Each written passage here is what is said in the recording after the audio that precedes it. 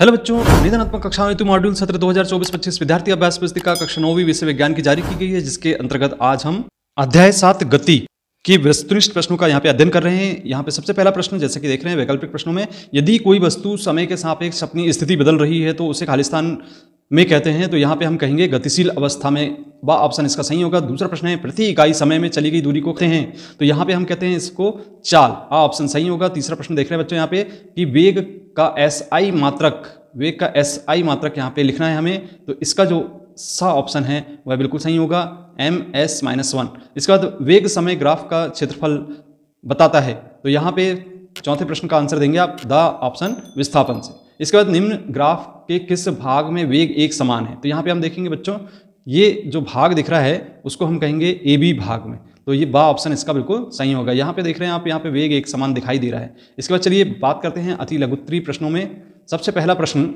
जैसा कि हम देख रहे हैं, आप एक वृत्ताकार मैदान के 2 चक्कर पूरे करते हैं, आपके द्वारा तय की गई दूरी और विस्थापन बताइए। तो इसका जो आंसर है आप लिखेंगे बच्चों कि तय दूरी बराबर वृत्त की परिधि का दुगना ऋण 2 पाई r गुणित 2, कुल विस्थापन 0 है क्योंकि हम अपनी प्रारंभिक स्थिति पर ही वापस आ गए। फिर इसके बाद दूसरा प्रश्न है औसत चाल किसे कहते हैं, तो इसका आंसर आपको देना है बच्चों। यहाँ पे हम लिखेंगे किसी वस्तु द्वारा तय की गई दूरी तथा उस दूरी को तय करने में लगे समय के अनुपात को हम औसत चाल कहते हैं। तो औसत चाल बराबर तय की गई दूरी बटे दूरी तय करने में लगा समय। इसके बाद बच्चों तीसरा प्रश्न देख रहे हैं यहाँ पे, एक समान और असमान गति को स्पष्ट कीजिए। तो हम लिखते हैं परिभाषा एक समान गति, यदि कोई वस्तु समान समय अंतराल में समान दूरी तय करे तो उसकी गति को हम एक समान गति कहते हैं। और इसके बाद असमान गति की परिभाषा देंगे, यदि कोई वस्तु समान समय अंतराल में असमान दूरी तय करे तो इसे हम असमान गति कहते हैं। इसके बाद चौथा प्रश्न देख रहे हैं कि एक समान वृत्तीय गति किसे कहते हैं, तो इसका आंसर लिखेंगे जब कोई वस्तु एक समान चाल से किसी वृत्त की परिधि पर गति करे तो उसकी गति को एक समान वृत्तीय गति कहते हैं। इसके बाद प्रश्न क्रमांक 5, त्वरण किसे कहते हैं। तो बच्चों ये इस प्रकार से हम इसका आंसर दे सकते हैं। यहाँ पे किसी वस्तु के वेग में परिवर्तन की दर को त्वरण कहते हैं। त्वरण बराबर वेग में परिवर्तन बटे समय, और यहाँ पे हम लिखेंगे a बराबर v माइनस u बटा टी, जहाँ पे v को अंतिम वेग, u को प्रारंभिक वेग और t समय है। यहाँ पे त्वरण का जो SI मात्रक है वो ms-2 है।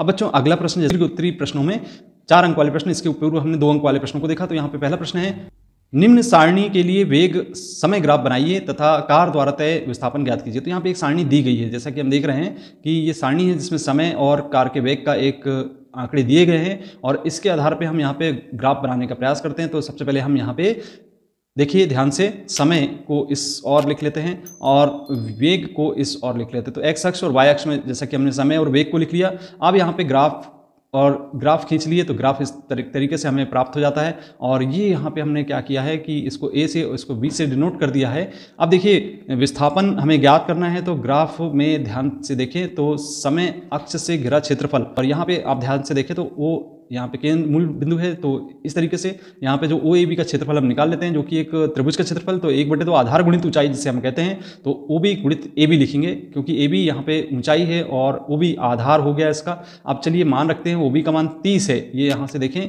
तो ये 30 यहाँ पे निकल के आता है और ऊंचाई यहाँ से निकल जाएगी, ये ध्यान से देखें तो 12 के बराबर। तो इस तरीके से इसे सरल करते हैं, 2 से 15 बार कैंसिल हो जाता है, और यहाँ पे 15 में 12 का गुणा करेंगे तो 180 मीटर हमें प्राप्त हो जाता है। बच्चों अगला प्रश्न देख रहे हैं यहाँ पे, प्रश्न क्रमांक 2, 4 अंक वाले प्रश्नों में, रमेश अपने घर से 8 AM पर निकलता है एवं 2 मीटर प्रति सेकंड की चाल से चलकर 10 मिनट में बाजार पहुंचता है, वहां 15 मिनट तक रुककर 5 मिनट में घर वापस आ जाता है। उचित पैमाना मानकर रमेश की गति की दूरी समय ग्राफ बनाइए।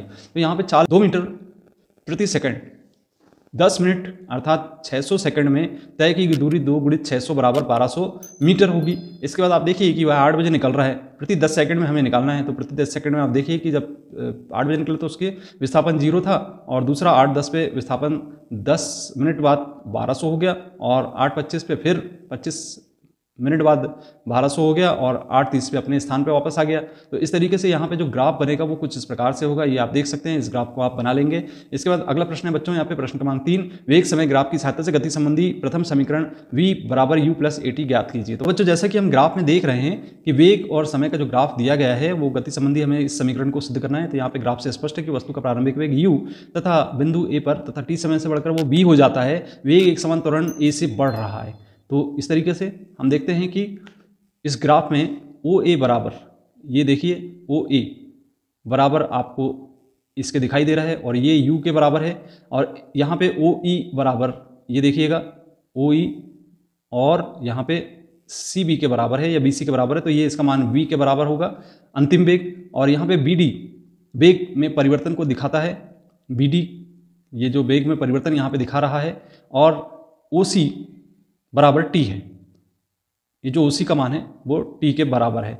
अब देखिए इसमें हम इसको सरल करते हैं, तो बी सी बराबर B D plus C D हम लिखेंगे। यहाँ पे ध्यान से देखें तो बी सी बराबर, ये देखिएगा पूरा बी सी है यहाँ से यहाँ तक का, और इसको हम लिखेंगे B D plus B C, इसको योग करके लिख लेते हैं, ये ध्यान से देखेंगे अपन। और इसके बाद यहाँ पे हम मान रख लेते हैं, तो चूंकि ये जो बी सी है ओ ए के बराबर भी दिखाई दे रहा है। अब बच्चों यहाँ पे हम मान रख लेते हैं बी सी का, वी रखेंगे, और इस तरीके से यहाँ पे चूंकि त्वरण बराबर वेग में परिवर्तन बटे समय होता है, तो वेग में परिवर्तन अर्थात समय का हम त्वरण में गुणा कर देते हैं और इसे लिखते हैं बी डी बराबर ए टी। अब आइए इसके बाद हम यहाँ पे बी डी का मान ए टी रख देते हैं समीकरण 1 में। तो जैसे ही यहाँ पे हमने बी डी का मान ए टी रखा, तो यहाँ पे जो समीकरण है हमें v बराबर ए टी प्लस यू प्राप्त हो जाता है। अब बच्चों प्रश्न क्रमांक 4 देखें, जब आसमान में बादल छाए होते हैं तो बिजली चमकने और बादलों में गरजने की क्रिया बार बार होती रहती है। पहले बिजली की चमक दिखाई देती है, उसके पश्चात बादलों के गरजने की आवाज़ सुनाई देती है। ऐसा क्यों होता है? यदि बिजली की चमक एवं बादलों की गरज के समयांतराल 4 सेकंड का है, तो बिजली गिरने के निकटतम बिंदु की दूरी का परिकलन हमें करना है। प्रकाश की चाल 3 लाख किलोमीटर प्रति सेकंड है और ध्वनि की चाल 346 मीटर प्रति सेकंड है, अर्थात प्रकाश की चाल अधिक है ध्वनि की चाल से। बच्चों यहाँ पे जैसा कि हम देख रहे हैं कि घटना के समय 4 सेकंड का अंतराल हो रहा है, तो हम जानते हैं कि ध्वनि द्वारा तय की गई दूरी बराबर चाल गुणित समय होता है। तो 364 यहाँ पे हम 4 में गुणा कर देंगे, चाल का मान रखेंगे और 4 सेकंड का अंतराल प्राप्त हो रहा है, इसका गुणा कर देंगे तो 1384 अर्थात 1384 मीटर प्राप्त हो जाता है। इसको हम मीटर को किलोमीटर में बदलते हैं, तो 1000 का हमें भाग देना होगा, तो ये किलोमीटर में चेंज हो जाएगा। तो इस तरीके से 1.4 किलोमीटर दूर बिजली गिरी है। इसके बाद प्रश्न क्रमांक 5 में देख रहे हैं कि ग्राफ के आधार पर निम्न प्रश्नों के उत्तर देना है। तो सबसे पहला प्रश्न जैसा कि देख रहे हैं यहाँ पे ए द्वारा तय की गई दूरी, ये ए द्वारा तय की गई दूरी की बात करते हैं। तो ये ग्राफ में देखिएगा ए बिंदु ये दिखाई दे रहा है आपको, तो तय की गई दूरी यहाँ पे आप देख रहे हैं, ये दूरी को बता रहा है, दर्शा रहा है। तो यहाँ पे आपका तय की गई दूरी को बताएगा, अर्थात 20 मीटर के बराबर प्राप्त हो रहा है। आप जूम करके देखें तो ए द्वारा जो तय की गई दूरी है ये आपका ए बिंदु है, और इसकी सीध में चले जाएं तो ये आपका 20 मिल जाता है, तो ये तय की गई दूरी आपकी मिल जाती है। इसके बाद आप देखें दूसरा प्रश्न, कि दूसरे प्रश्न में लिखा है कि किसके द्वारा अधिक दूरी तय की गई, ए के द्वारा या बी के द्वारा। तो हम यहाँ ध्यान से देखें इस ग्राफ में किसने अधिक दूरी तय की, तो ये देखिए ये बी है, और इसके सामने चले जाएं तो 25 मीटर दिखाई दे रहा है, तो बी ने अधिक दूरी तय की, इसका आंसर होगा। इसके बाद किसका वेग अधिक है, ए या बी का, तो वेग की बात करते हैं तो वेग बी का अधिक होगा। प्रश्न है कौन सी वस्तु बाद में चलना प्रारंभ करती है, तो यहाँ पे हम लिखेंगे बी बाद में चलना प्रारंभ करती है। और 5वें में अधिक चाल वाली कार कितने बाद कम चाल वाली कार को ओवरटेक कर लेगी, तो यहाँ पे बी ए को टी बराबर 2 पर ओवरटेक कर रही है और बी टी बराबर 1 पर चलना प्रारंभ कर रही है, अतः बी 1 सेकंड में ए को ओवरटेक कर रही है। बच्चों ये था आपका अध्याय 7, जिसमें कि हमने 1 अंक 2 अंक तथा 3 अथवा 4 अंक वाले प्रश्नों को यहाँ पे बताया है।